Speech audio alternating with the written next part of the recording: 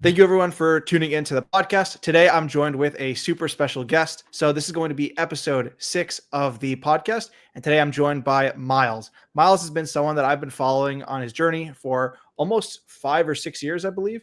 I think I first stumbled across his videos in 2020. And around that time, that was also when I really just started to get more into Amazon, double down on my business. And he was the go-to guy on YouTube. So without further ado, Miles, why don't you go ahead and give yourself a brief introduction? Cool. Yeah, man. So very good to be here. And actually, you were making videos before I was, I think, on Amazon dropshipping back in the day, right? I was. That was definitely a different era. I think OA was a lot more scalable. But literally though, dude, like I saw your stuff way before, and I kept remembering you would pop up in the live streams, and I would always be like, I swear I used to watch that guy's videos, and I would, call it out sometimes too and everything. But yeah, so my name's Fulcher Miles. I've been selling on Amazon since 2019, but with a very different business model. I started out doing used books back in 2019. Couldn't get any used books during COVID, so switched back over to just doing shoe reselling on other platforms, but stayed pretty active in the community. And then eventually realized that late 2020, early 2021, that there were beginners like myself selling name brand stuff with online and retail arbitrage, and that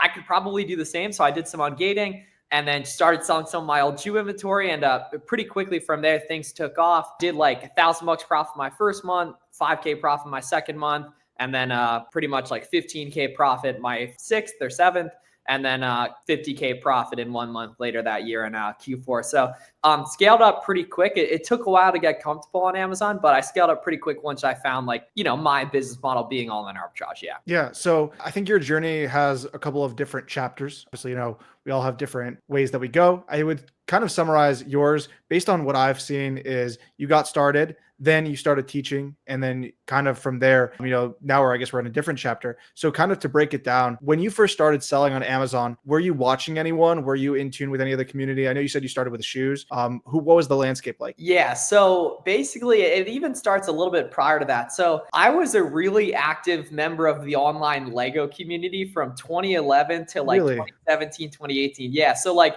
pretty similar to how there's an online reselling community. There's also an online Lego community on other platforms. I mean, now it's on Twitter and Instagram, but back in the day it was on YouTube primarily. Still's mainly on YouTube, or still's a lot on YouTube. And the site called Flickr, which Yahoo owns, that they bought and destroyed. That's why it's on Twitter and Instagram now, basically. But so I always enjoyed posting stuff, and I always enjoyed niche hobbies. I consider shoe reselling a niche hobby. I definitely consider Legos as a young adult and teenager, and then eventually adult, a niche hobby. And I consider selling on Amazon a niche hobby. And I've always lived in a small town in Pennsylvania. I moved to Miami 2 years ago at this point, but from a pretty small town.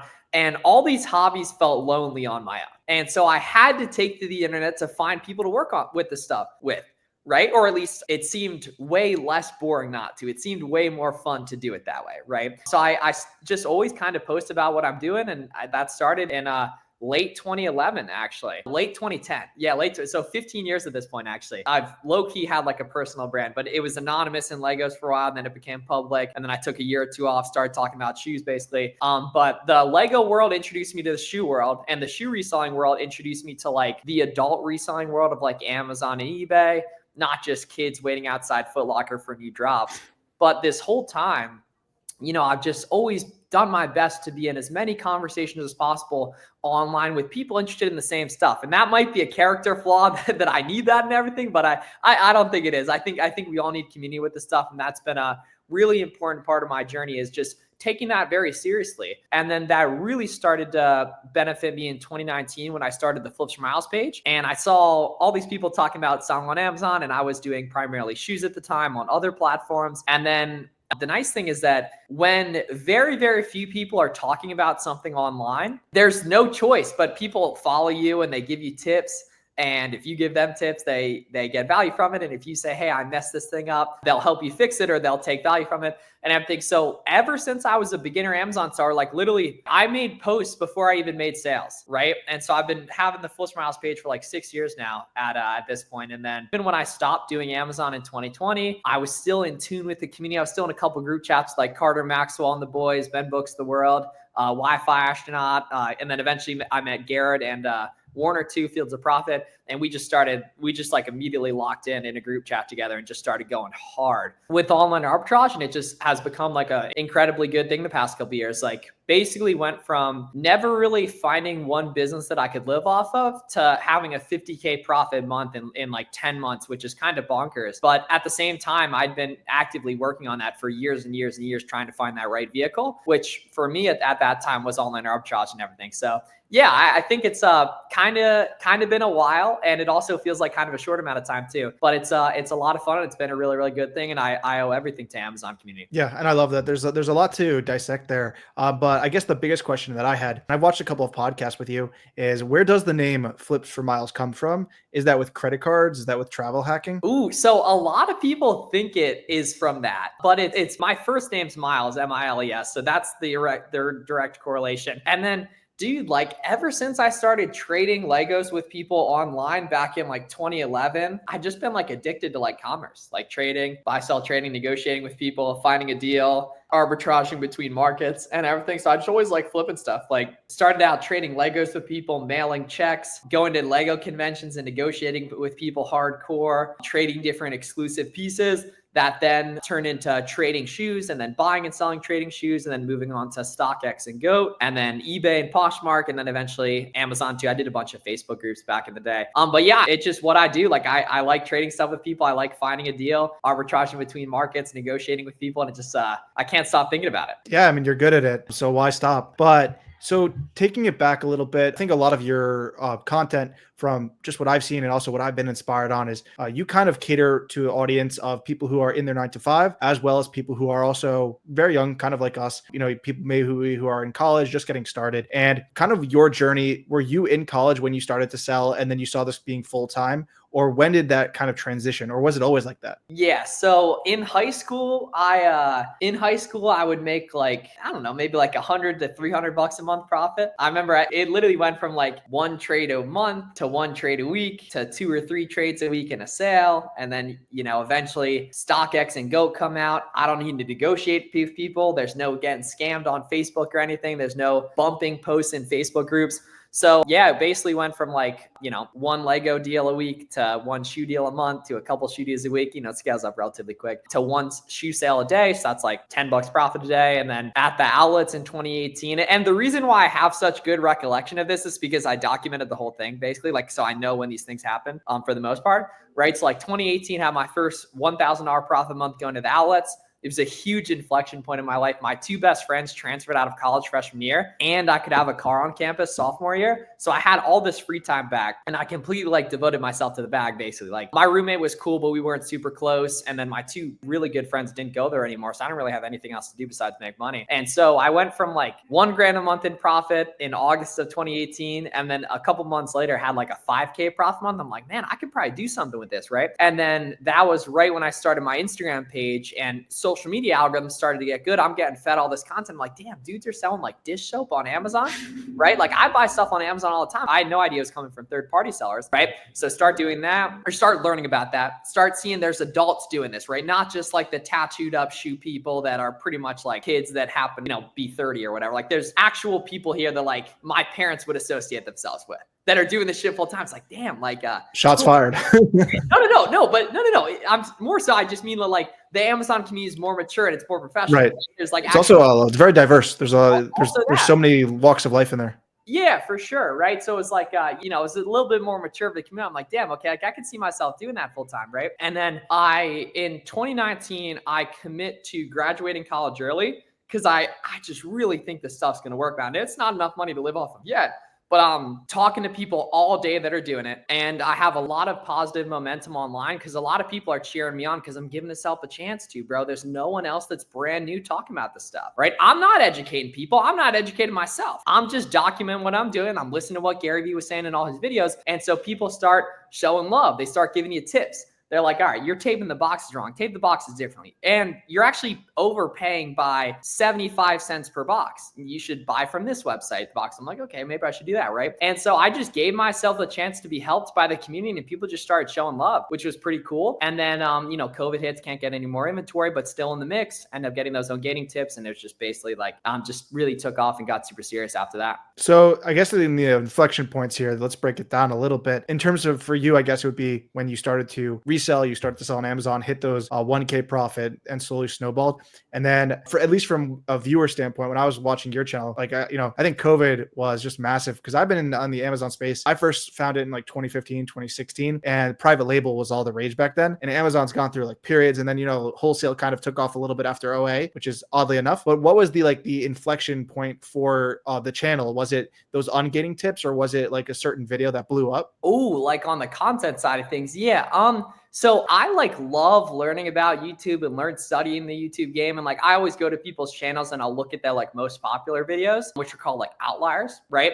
And so the ones for me are always the super broad stuff, like the free course and, ungating stuff everyone needs to watch. But in terms of actual growth, there's obviously 80-20 in terms there's certain videos that make up a good 10x what an average video makes, but it's been pretty consistent over time, honestly, on the YouTube side of things and the Instagram side of things, and just consistency and just doing what I can do to bring some game month after month and day after day, basically. So nothing really crazy in terms big inflection points, but definitely there's tons of interest in the stuff around COVID and just people buying stuff online more in general, people trusting it, less job stability in the market, people wanting to make money in other ways, people realizing they can make money in other ways. And, us, right, as content creators, we're lucky to, have the, rising tides basically and everything. Yeah.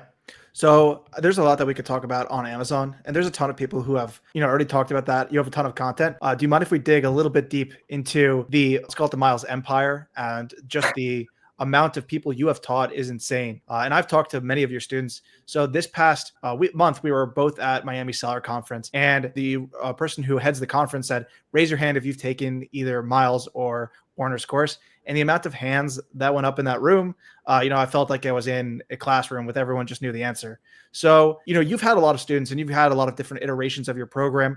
Where do you see the program going in the future from its current standpoint? Do you see yourself sticking with Amazon, or do you see yourself maybe going a different path? Yeah. So my expertise in what I've obviously always succeeded with has been the online arbitrage side of things, right? So that's what I really know. That's also the customer base we serve with our software companies, with SellerAmp, with Boxum. So yeah, I don't see why that would change, honestly, as long as Amazon stays the way it is. Basically, yeah. The Amazon space, I like helping people do this stuff, because we have different software tools that help Amazon sellers.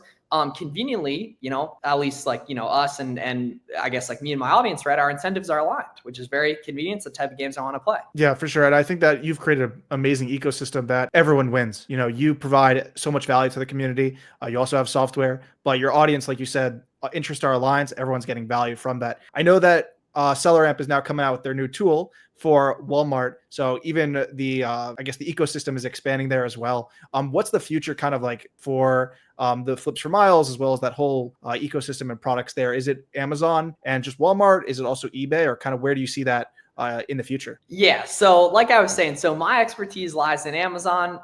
At the same time, I have, heavy incentive to help my audience in any way that I can, from a moral perspective, as well as just the software businesses too.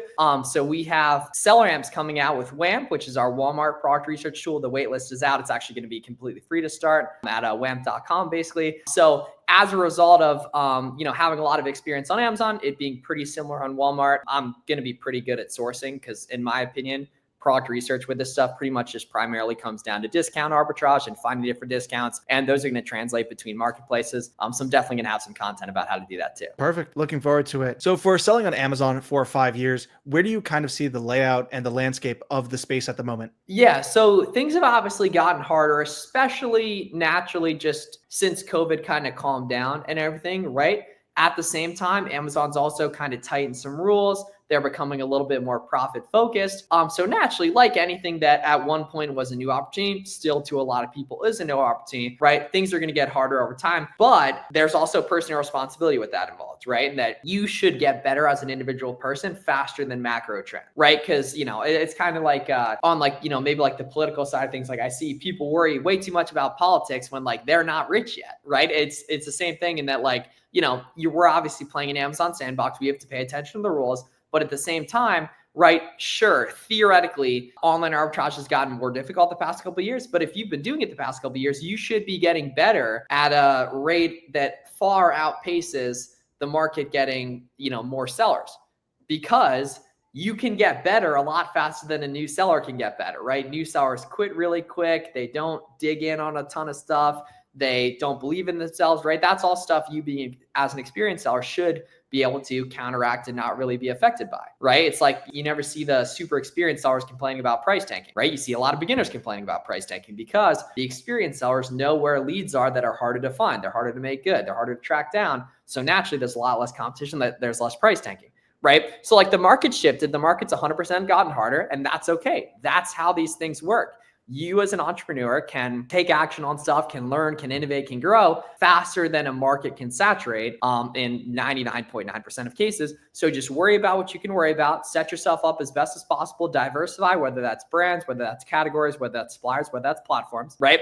And over time, it would be unreasonable that if you continue to work hard every day, that you won't make progress. Yep, I think that's a really good answer. I also think that something that Sadiq said aligns kind of your answer is that your business models also have to kind of keep pace with your goals and align with them. So if your goals and profit and what you're looking for in business are not necessarily aligned with Amazon, there's just plenty of skills that you'll learn from Amazon that you can easily translate to other marketplaces, for example, let's say Walmart or other business models. So we talked a little about private label and wholesale. And on that same note, personally as a seller, do you see yourself sticking with online arbitrage, or do you see yourself utilizing the skills that you've built to potentially start something new, maybe a new venture? Yeah, I would be shocked if I didn't do private label. Yeah, and I'll be super open about it, like I've kind of been with everything, but no immediate plans right now in terms of my own business, but definitely I think I want to explore it in the future. And I think about how easy it is because you've also built the community. So, I'm sure you already have tons of people that you could just knock on their door, send them a text, quick FaceTime, group chat with the boys, like, hey, I want to start a private label. And, that brand's going to be created in a few days. So on that note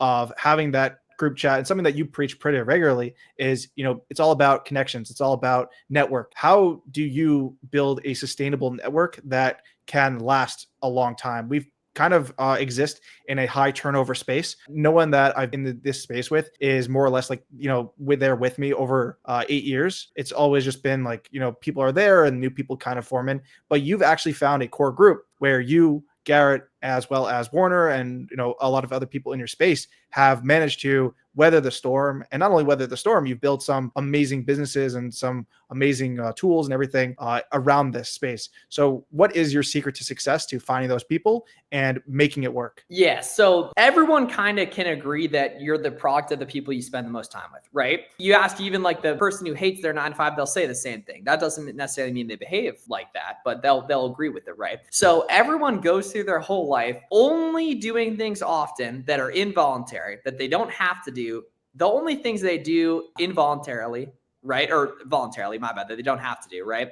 Is stuff with people they enjoy. And then they love playing sports with their friends. They love playing golf with their friends, love playing video games with their friends.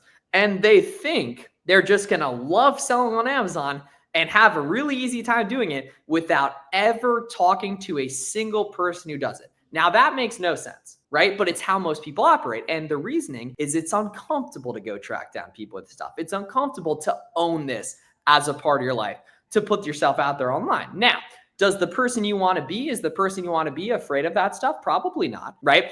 But so many people go through their whole life loving shit they do with their friends and then expect to enjoy selling on Amazon with no friends. Doesn't work like that. We're in 2025. You got to find cool people to work with. Unfortunately, you're probably not going to find those people walking down the street in your small town. I know I wasn't going to, or at least I didn't think I would, right? Therefore, what I would recommend doing is think of everything that you would do if your goal was having 0 Amazon seller friends. If your goal was having 0 Amazon seller friends, what would you do? I'm never posting on socials, bro. If I do, no one's ever going to see my face. No one's ever going to hear my voice. I'm going to post only the most generic, boring stuff. I'm never going to engage with the community. I'm never going to comment on other people's stuff. I'm never going to swipe up on other people's stuff and give them a text and give them a tip.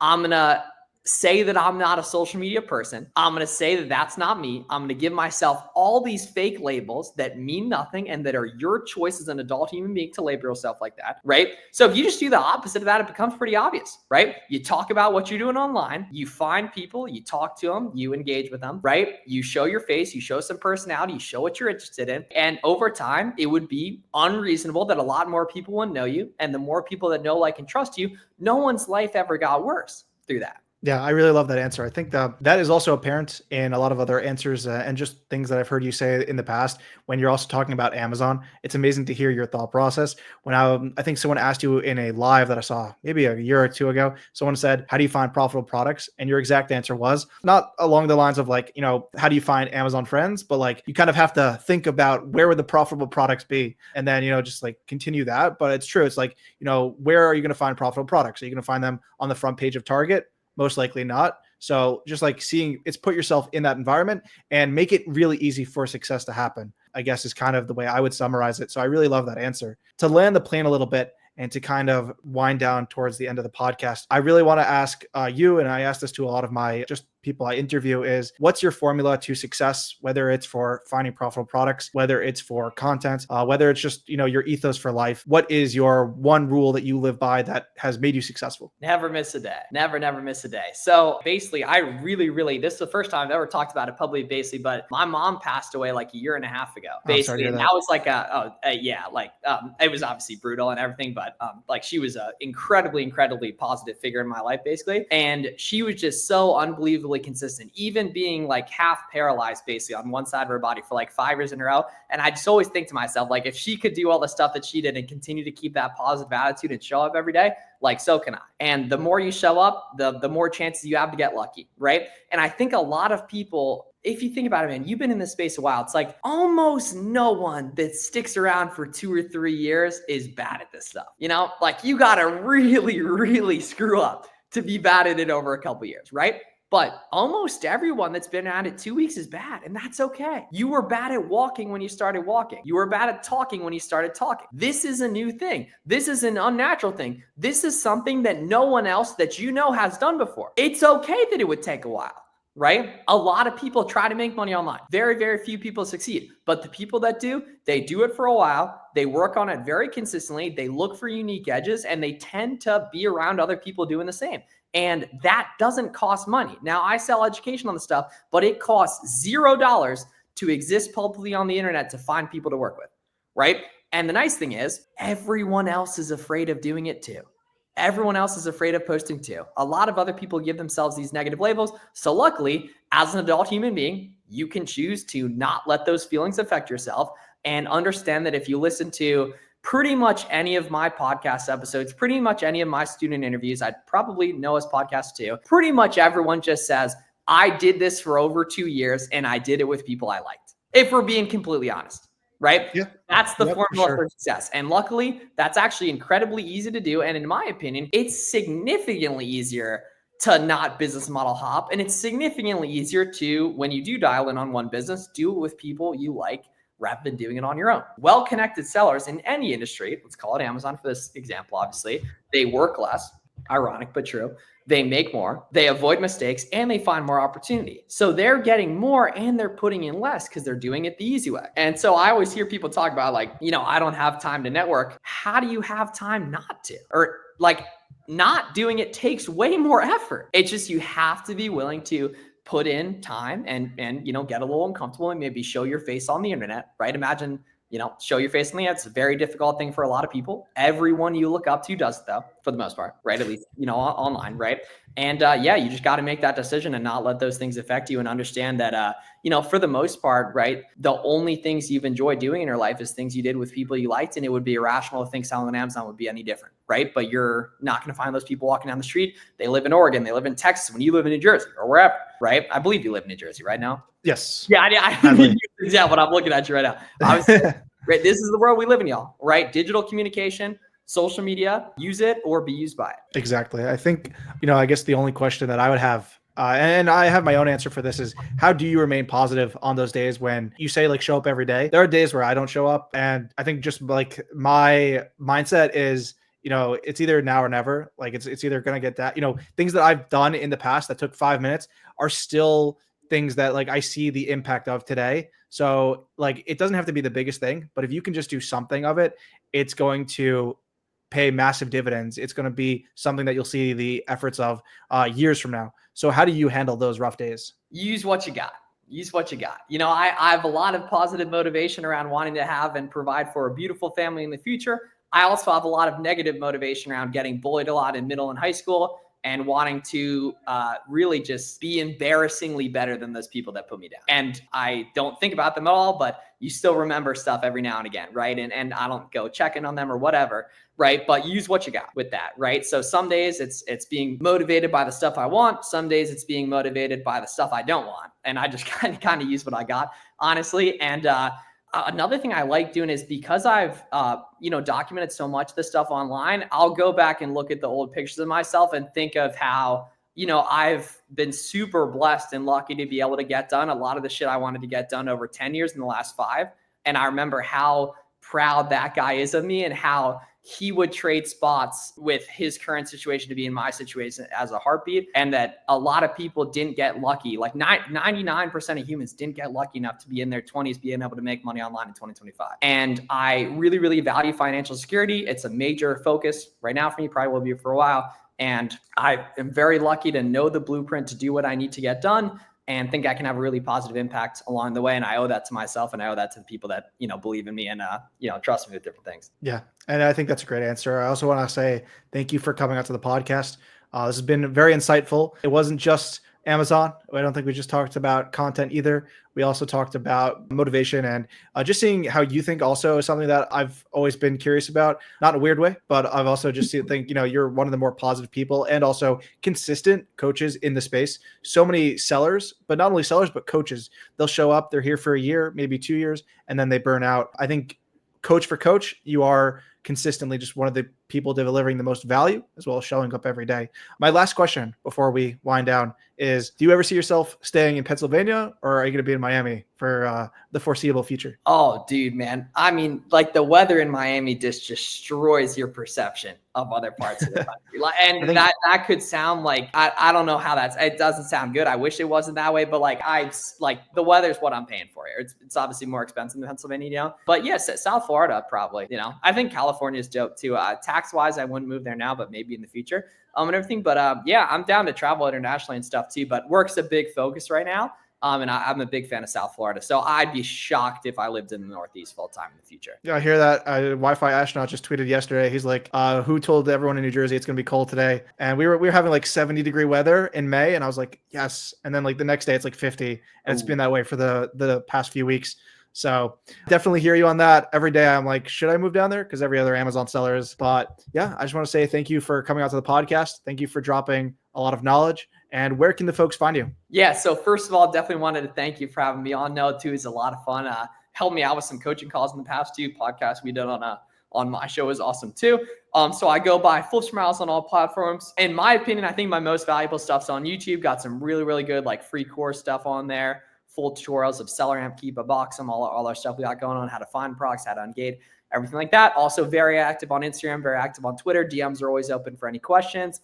And then we have Boxem, which is our listing, shipping, and analytics tool for Amazon sellers, as well as SellerAmp, which is our Amazon product research tool. And now WAMP, which is coming out soon, which is our Walmart product sourcing analysis tool. Yeah. So thanks a lot for having me on, man. I really, really appreciate it. So it's a lot of fun. You can tell I don't really get to talk about this stuff super often on like the personal brand side of things and everything. So I really like to, and I think Amazing. It ties nicely into the community side of things too, which I really think from seeing a lot of students win and some students struggle, that's a major, major component, is just having folks in your life that are working on the stuff. Yeah, I think everything ties in together. Seeing your success in Amazon also translates to the content creation as well as education. I think anything you touch, you really apply that mindset. So again, thank you for coming on. And as always, we'll see you guys in the next episode. Peace.